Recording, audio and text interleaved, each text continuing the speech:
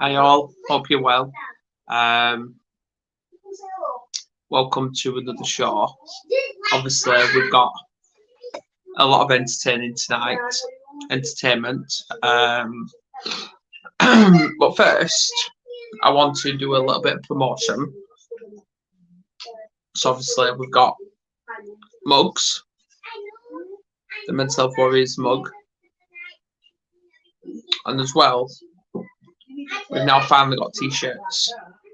So if any of you are actually interested in purchasing either of them, we do have pens around somewhere as well, which look pretty much like that, all the way around the pen.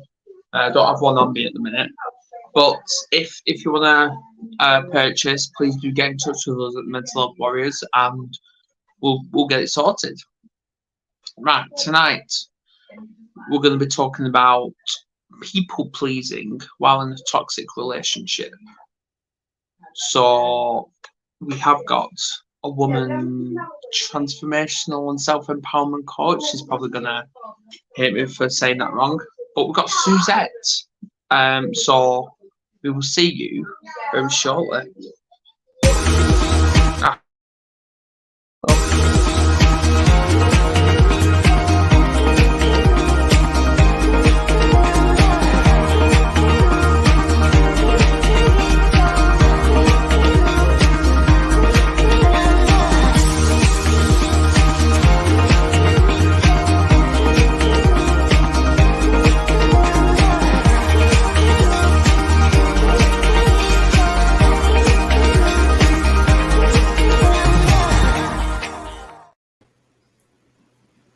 Hello, ladies.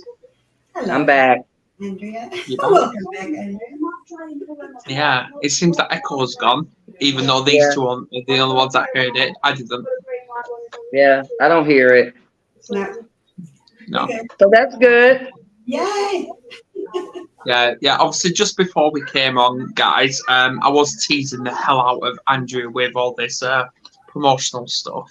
So yeah. Yeah, and spaghetti. Yeah.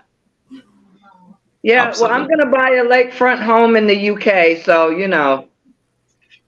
Okay. I'll You're come gonna make visit. me some spaghetti. I'll come visit.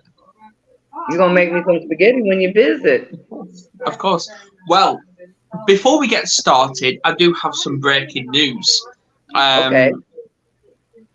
Yesterday, I had a meeting with someone who, I don't know if you've got that over there, but it's a homelessness shelter called Night Safe.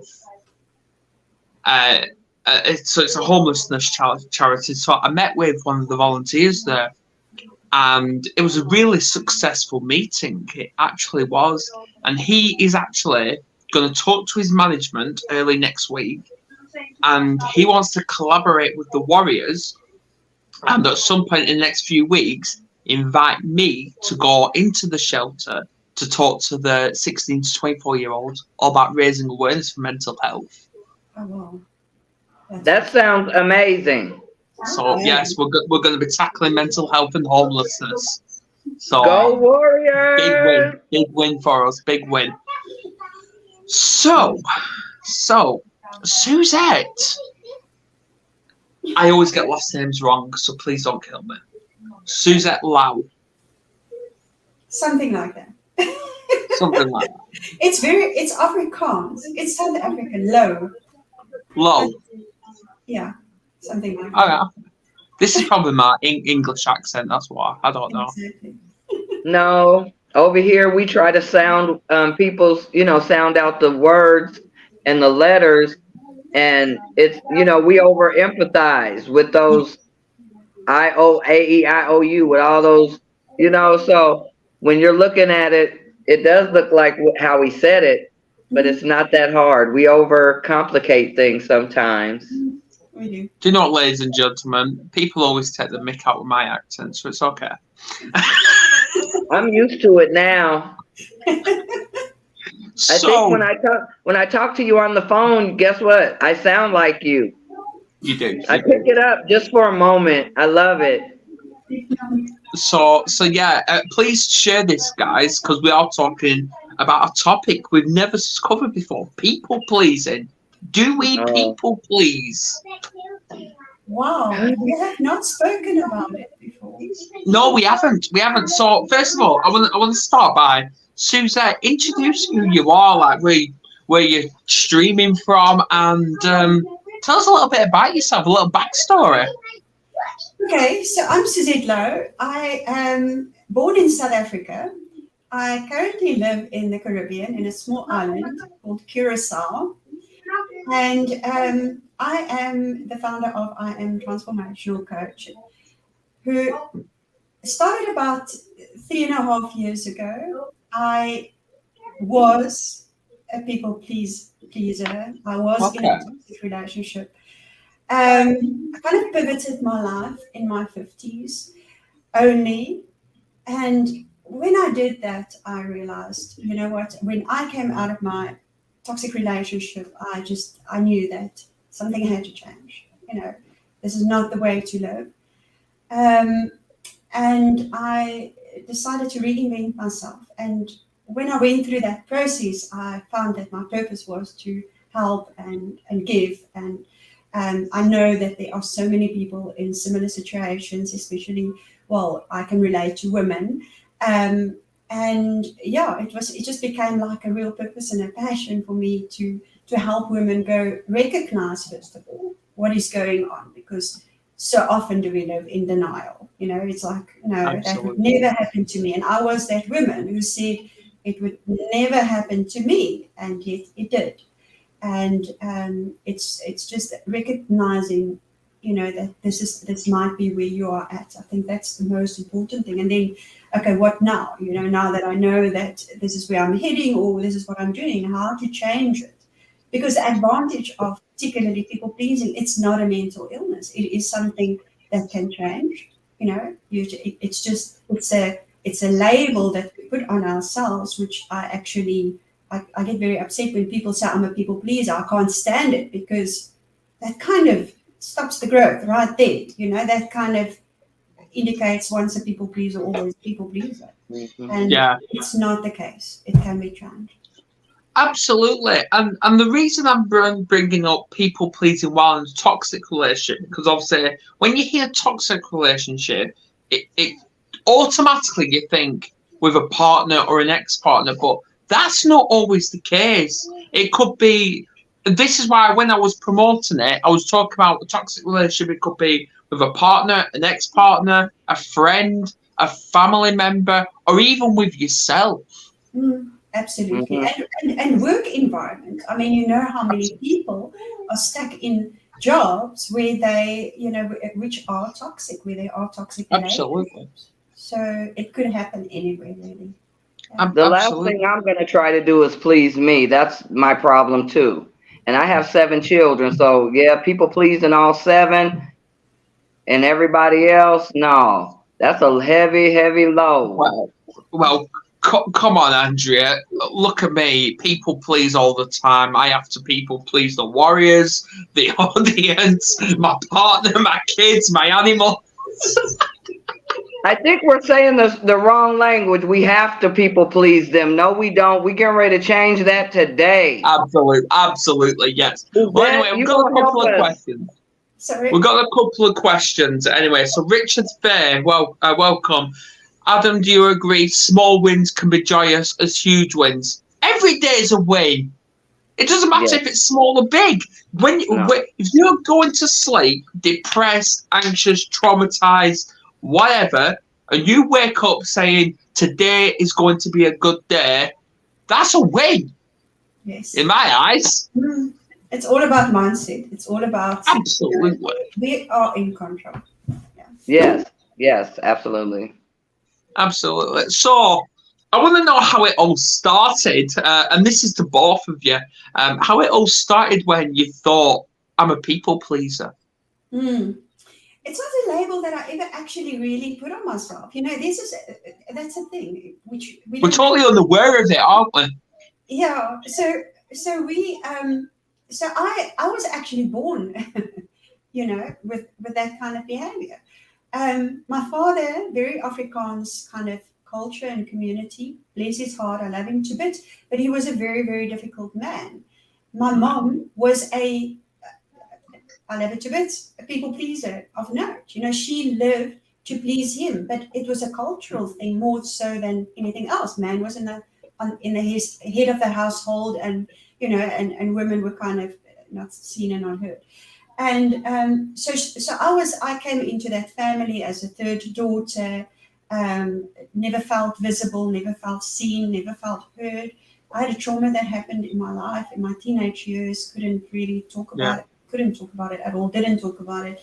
And that's, it's all patterns that starts from a very, very young age. So all the story develops in your mind, and that's what happened to me. Everything that happened after that, I got those pair of glasses, and that is how I saw everything, you know, in my life.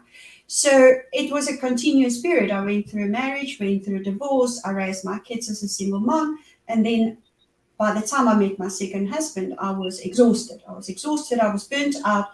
I had no idea who I was anymore. I didn't have a clue who I wanted to be, whatever. All I knew is I was focused on my kids and making ends meet, and, you know, with all the stresses of being single mom, etc. So just went through my life in survival mode all the time, and never really having a fulfilled life. I had moments of being happy, etc. But it was never really a fulfilled, meaningful kind of purposeful life. And then just more than 3 years ago, I walked out of, as I said, the toxic relationship. And that was a huge wake-up call. And today I'm thankful for that relationship. Ladies and gents, it's not the end of the world being caught up in a toxic relationship. You can change your circumstances. You just need to do it. So yeah, I was forced to do it. I walked out, and as I said, I realized, no, you know what this is. And then I started doing self-development. And through the self-development, I started recognizing myself in these behaviors of, you know, people pleasing and wanting, and not able to say no, living for everybody else, putting myself last, not paying attention to who's this person. If you asked me 10 years ago, where would you like for dinner? What do you feel like eating? You know, the answer would be, oh no, I'm okay, I'm easy, you know, we'll eat what you will, you know, regardless of, I might have this picture of a pizza in my mind and that's what I crave for, but I wouldn't say it. Yeah, absolutely. See, when my family's been like down, I've got this sense of humor where I always lift them. So, like, for example, what would you like for dinner, guys? Or what would you like for tea? And I get one answer, but then the other ones, it's like, I'll think about it, or I don't know. So what I do as a laugh is I get a plate, I get a piece of paper, and I actually write down what they've said, and then I give it them. That's what you do to lift the spirits. Yeah, well, yeah, you got to have a laugh. You do, absolutely. But I want to bring back a previous comment, and that's from your mum, Andrea, Stella. What do you think of that? I say congratulations. I do too. I say congratulations too, because I was with her through it. No, that's phenomenal. You know, having the courage, we've got to be honest here. Not everybody has the courage to leave. And unfortunately, if you do, absolutely not, you know, it could be detrimental. And as you said, a toxic relationship could be anything. You know, it could be physical abuse, it could be verbal abuse, it could be financial abuse. Absolutely. It could be anything. And it's that thing of, and someone said to me yesterday, we had a conversation yesterday, about, he had a conversation with a family member about, you know, do you, she would continuously feel she wanted to protect this person that she was in the relationship with. And so there were a few things that was mentioned, and I said, that actually is one of the first things that you've got to realize. I mean, you have to feel you've got to protect someone, you've got to explain their behavior. Then there's already something off.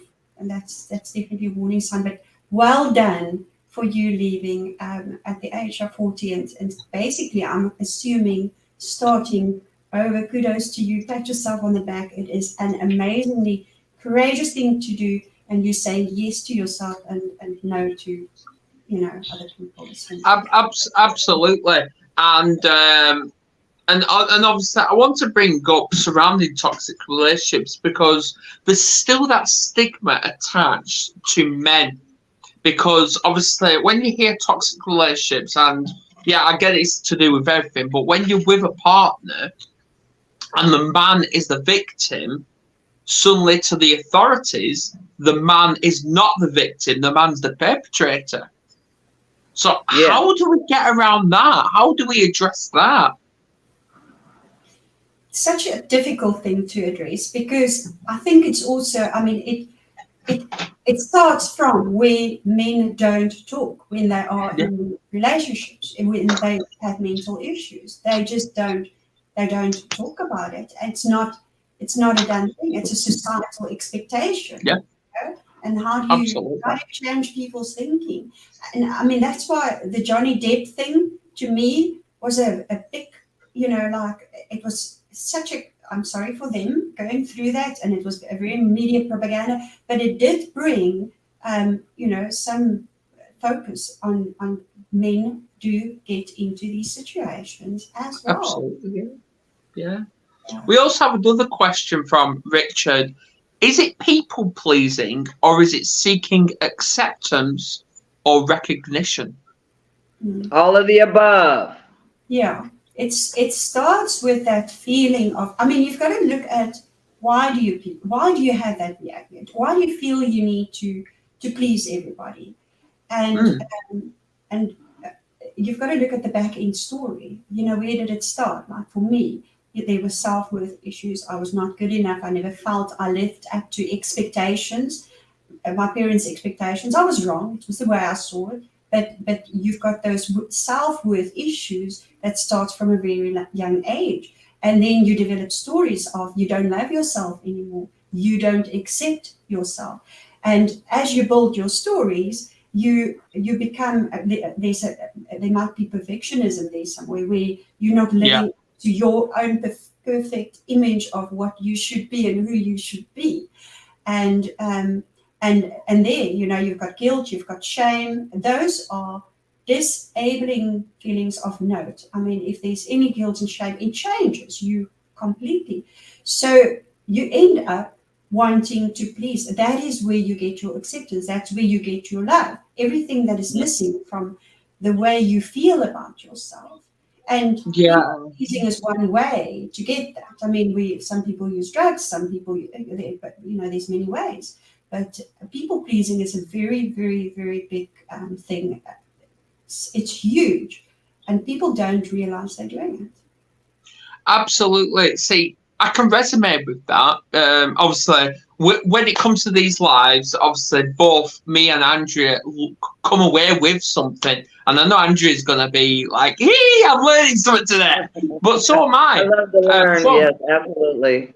Absolutely, yes. But I can resonate with that because growing up in school, when I was being abused and bullied, I didn't have an identity. So I had all these different masks on, trying to please everybody. And it didn't work. Mm. But I hid it very well. Yeah. No, we and that can be traumatizing. And we often, I can speak for women. We often have this idea of women should be kind and caring and empathic and. So you kind of cloak this whole people pleasing kind of behavior under this cloak of I'm caring, I'm giving, and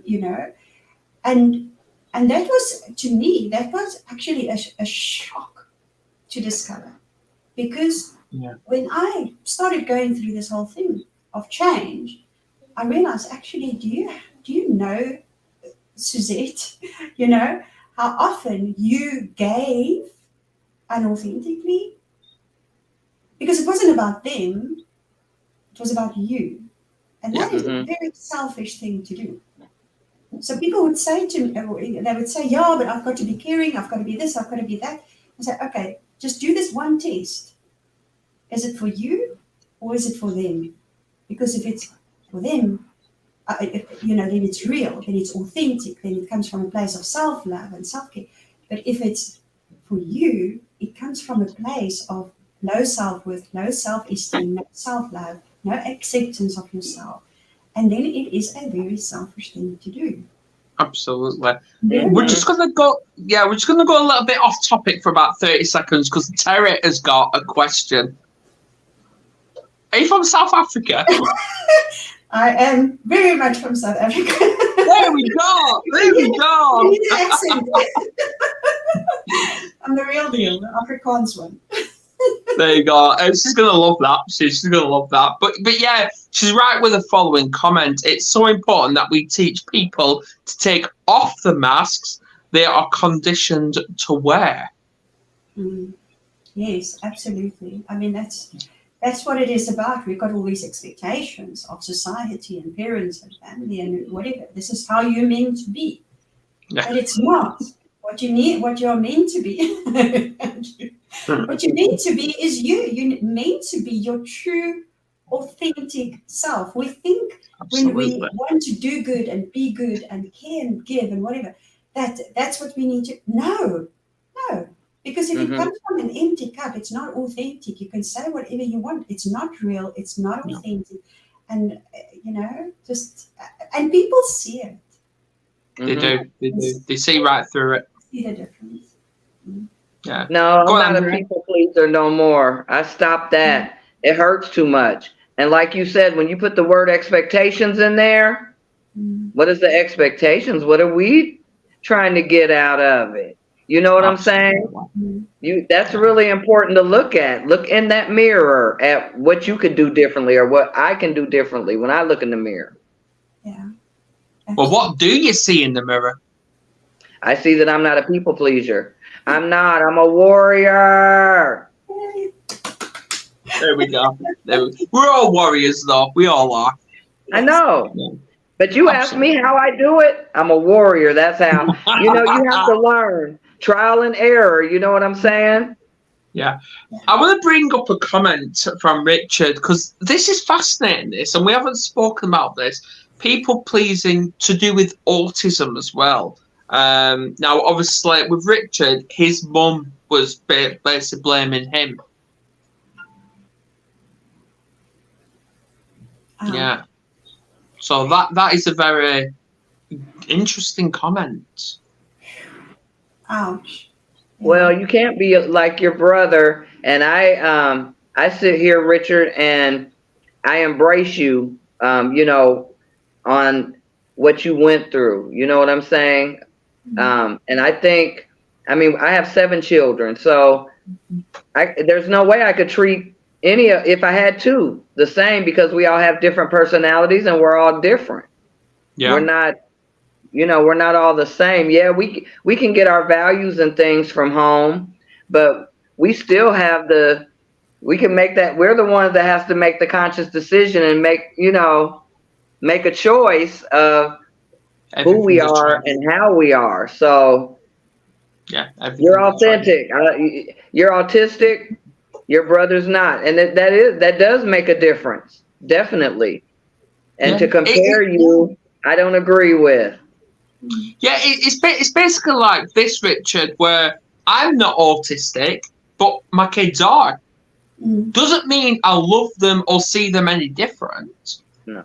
I see them as unique, and they know that autism is their superpower, and they are using autism to get by in life.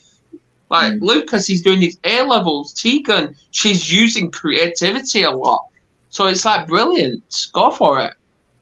I believe with my whole heart that we are all created, unique and special. You just need to look at your thumbprint, and that every single person, regardless, is created with their own specific qualities.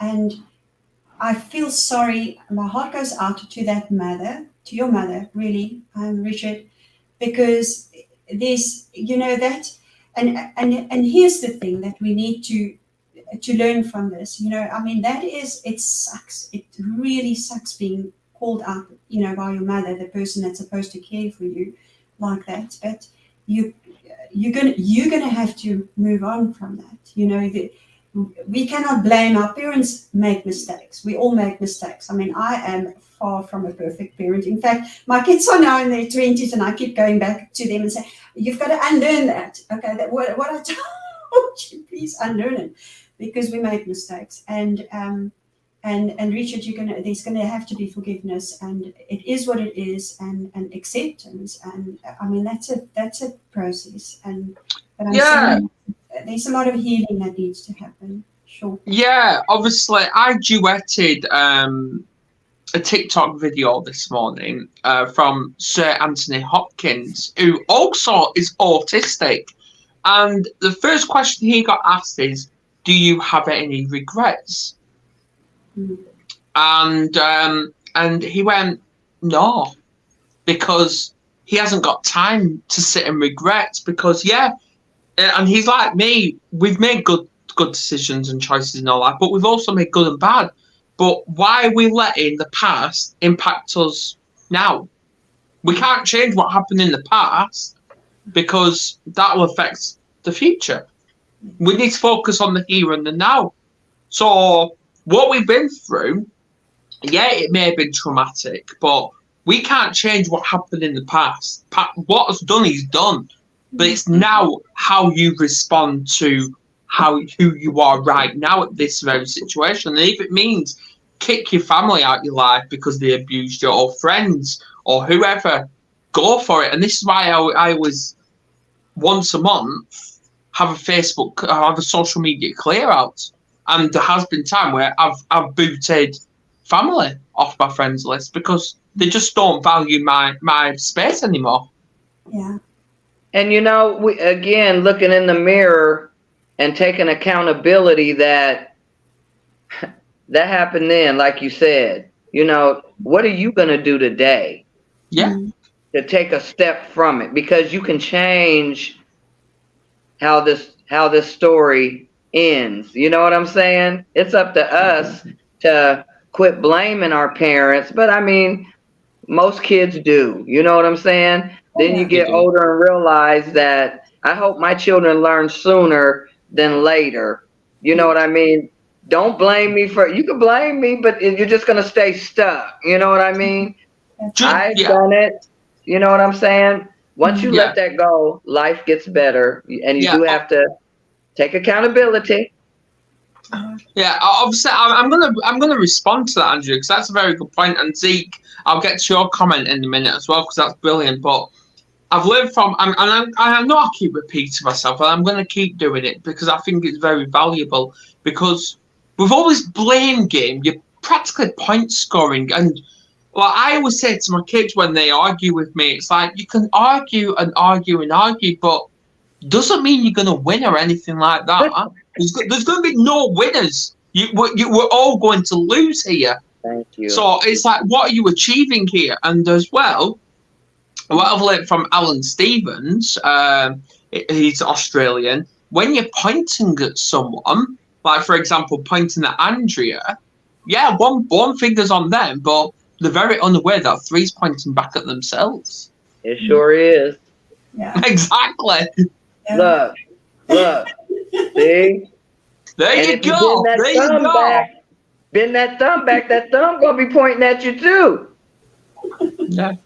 Yeah, Andrea, that is so true. I mean, that is just so true. It's like we have to let go. I mean, there is no way. It will keep you stuck forever. You've got to let go. You've got to let go and accept and forgive. You know, just work through that process. And but very often, I mean, you made a very valid point earlier, Adam, about toxic relationship with yourself. Yeah, absolutely. Yeah. And obviously, before we get into that, Zeke asked the question, and welcome. This is your first time you've been on here. What does it mean when you ask your girlfriend a question and she gets upset every time? Okay. I don't know what the questions are that you're asking. Yeah, it all depends, Zeke, on what type of questions you're asking. Because it could be I like that personal, it could point, be y'all. really. That's right. What are you asking her? Yeah. Exactly. What are you asking? Can we get an example?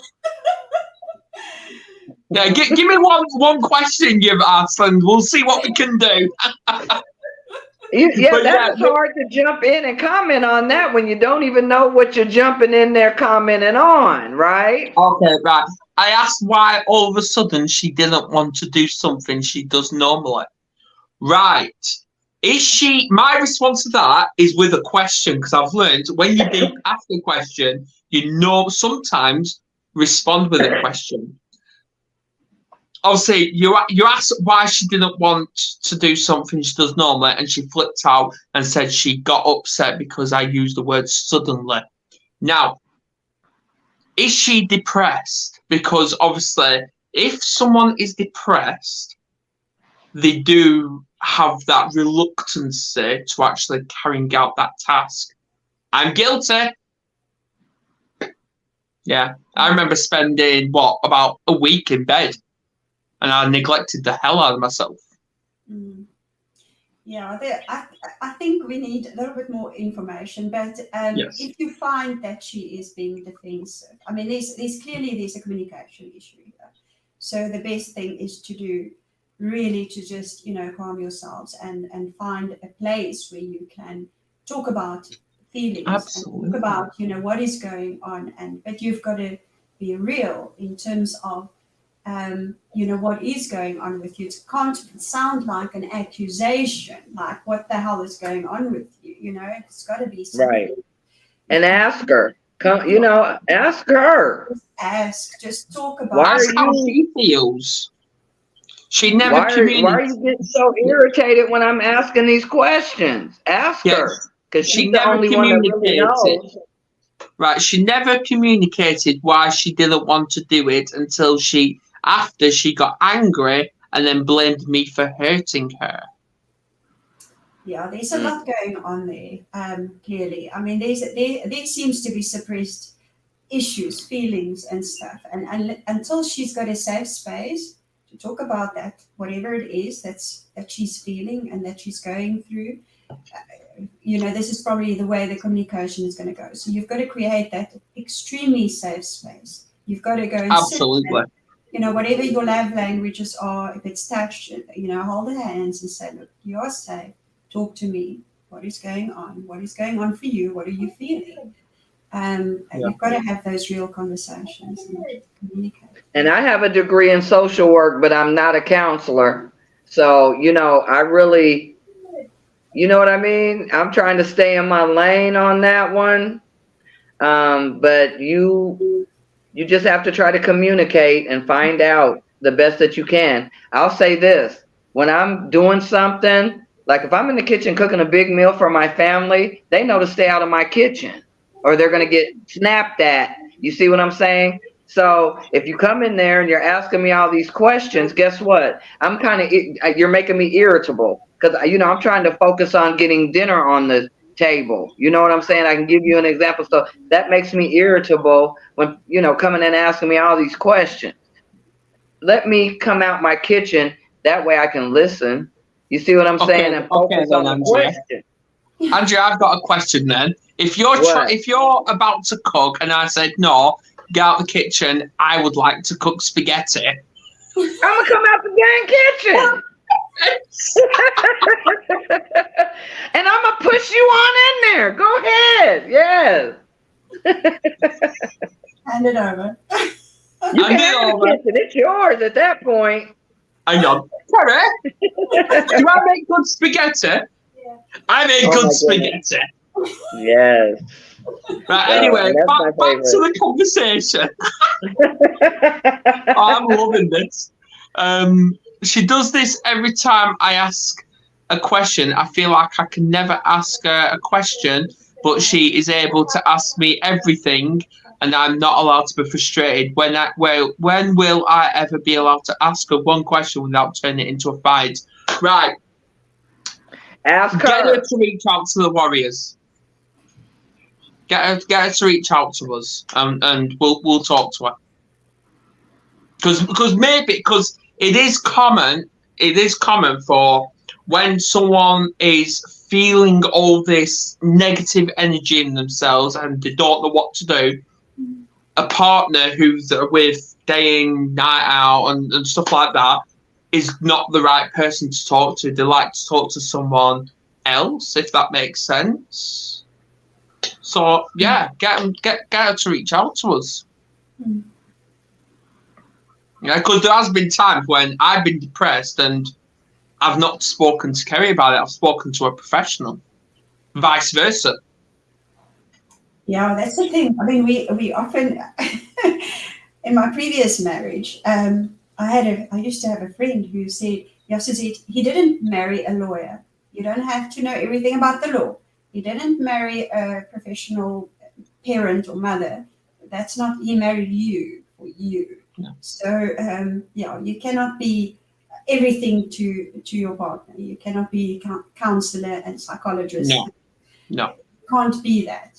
Sometimes, unfortunately, you've got to suggest and talk to someone. Absolutely. Yeah, you have some good questions, but this is what I want to know. Are you people pleasing a little too much? Because this is what the show is about. That's a good question. Because some people, they could be irritable because you're doing a little too much people pleasing. Yeah, he says he thinks he is. I thought we'd get to the root of it.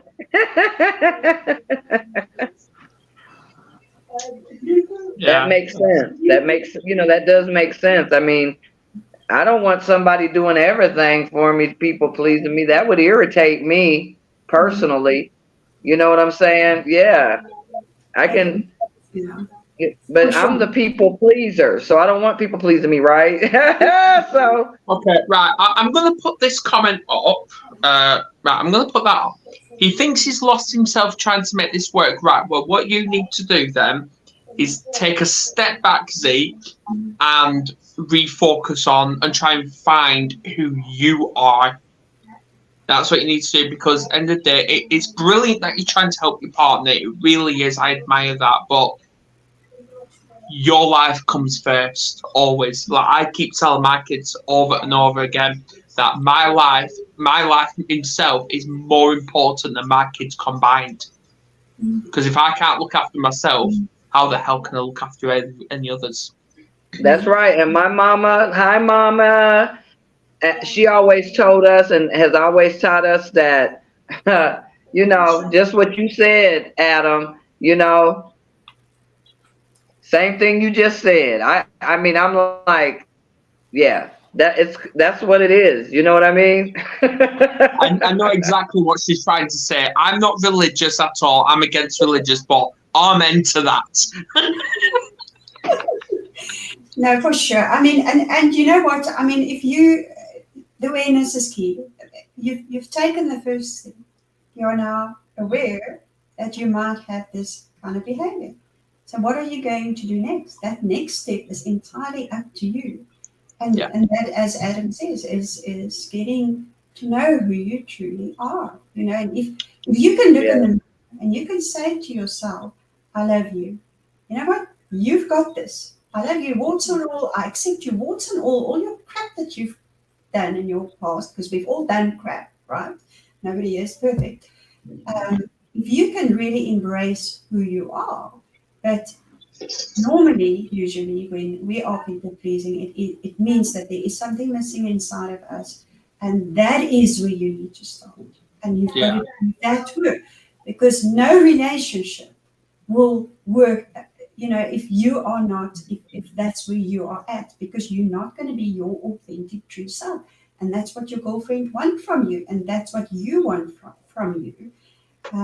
Like RuPaul says, like my mom says, if you don't love yourself, how the hell you gonna love anybody else?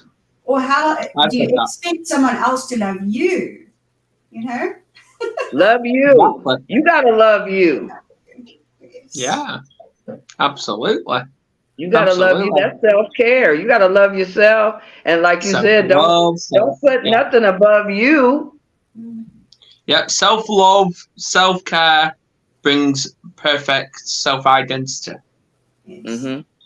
And as Stella says, you can love outside of that. Yes, you can be more effective in your loving others, and it'll help with that people pleasing. Too much of it, like you was saying. Exactly. So, Suzette, obviously, you've got amazing social medias. I've had a look at them, and you're very, very busy on them. I can tell that. Where can people find you? Everywhere. I am on Facebook as I Am Life Coach, Suzette Louw, or I Am Life Coach. On Facebook, I am on LinkedIn. I am on Instagram. I am on TikTok. I'm on YouTube. Not so much, but I am on YouTube. And so I've got Facebook groups, and just reach out, please. And believe it or not, Andrea. And believe it, Andrea, believe it this or not, I actually connected with Suzette via TikTok. Yes.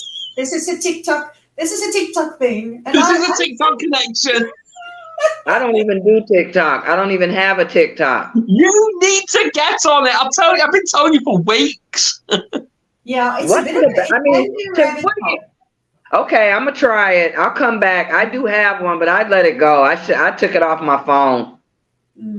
It can be a rabbit hole, but thankfully for the algorithms, whatever it is that you're looking at and is interested in, if it's self-development, you're going to see a lot of self-development. And that's Absolutely. great. That's what actually drew me to TikTok. Weirdly. Okay. My daughter said, go onto TikTok, Mom. And I said, no. And well, the way I started was because of the dancing cowboys. Let's be honest. Obviously, Richard said he forgave his mom, who passed away 5 years ago. She apologized. It took him a few years of personal development and healing, learned to love himself and self-esteem and be secure and authentic. So, well done. Awesome. Richard. Oh my God. Yay. Well done, Richard. Bravo. Yay. Yes. Right. I'm out of breath now. I don't even know what to say because I think we've covered everything. Do you think, Andrea? I don't know why you're speechless. I've never seen that one before. He's trying to not keep us happy. I'm going to disappear. You are not going to disappear. Because if you disappear, then the whole show is over, right? You controlling everything. No, we're all right. We're good. But yeah, it's been an absolute privilege. It really has. I know people love me. I know, but this isn't just about me. This is about everybody. It's building this community and spreading our self-belief message. Thank you. Yes. What you guys are doing is amazing. Really, hats off to you. It's really amazing. Absolutely. Yeah, and I hope you do come back at some point to uncover more about what you can do.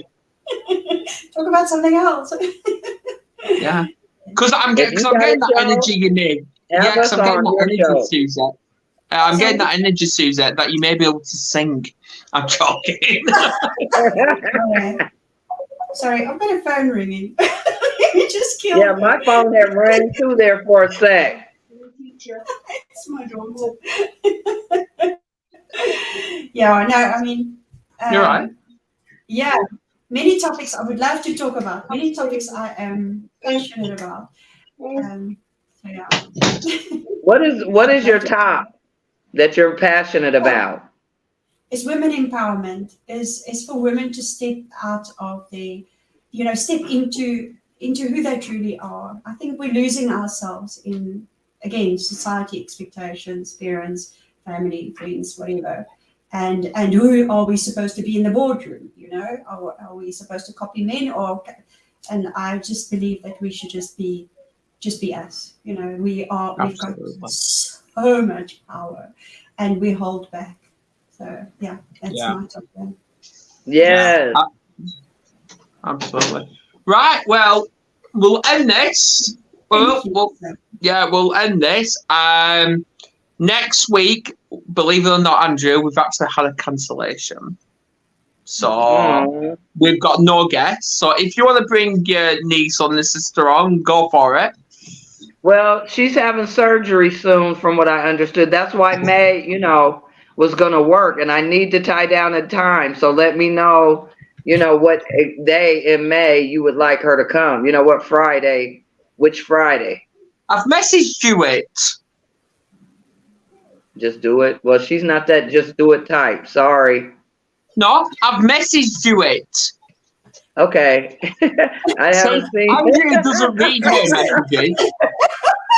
Andrea doesn't read messages. I thought you said, let's just do it. I said, oh, no. No, Andrea doesn't read messages. Oh, my goodness. Okay. Right, well. She's not going to come earlier. So let's have a panel show or something. Oh, go for it. Yeah, let's do that. What do you think? Do you know what? I'll let you organize it. How's that? Okay, I'll come up with a great subject for a panel discussion. Let's do ask it. The warriors, whatever warriors we can get on there.